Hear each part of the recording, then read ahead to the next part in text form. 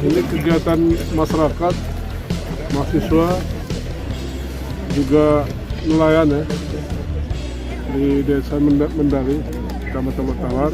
Kami dari Forkopimda sangat senang, terutama begitu betul-betul bisa terrealisasi bendera ya, yang begitu besar, panjang,